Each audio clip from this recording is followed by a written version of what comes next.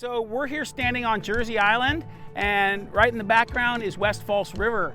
And what we're doing is we're actually closing this channel. So we're placing rock material in the river to make a hydraulic closure here. And what that does is that allows us to keep the interior delta fresh.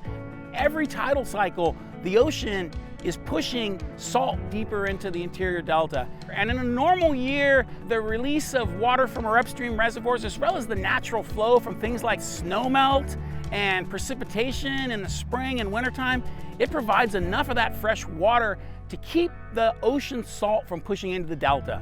And without enough fresh water, the salts will push in. And so in a year like this, we're in a critical drought. We just don't have the level of snowpack or the level of precipitation that we needed to fill our reservoirs and be able to provide that hydraulic salinity barrier. And so really what happens if we don't put this project in? Potentially what could happen is all of this interior delta could go salty. And then once it goes salty, it's really not usable. Specifically, as these waters get saltier, they become a public health concern. A good portion of the state of California, upwards of about 27 million people, rely on exports through the delta for at least a portion of their water supply. So keeping that fresh water is critical. So really, by putting in this channel closure, we're able to prevent the salinity from pushing into the interior delta, so these waters are still usable. They're usable for municipal supplies, interior agriculture, as well as maintaining our ability to move water through the delta for our export operations.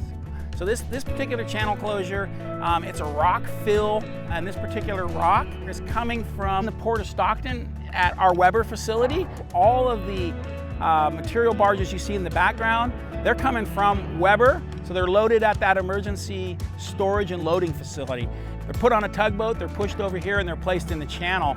But having that rock ready to go like that really proved to be beneficial and makes this project a lot easier. And it's also a facility that's available when we have to have flood fights or other emergencies where we need a supply of rock.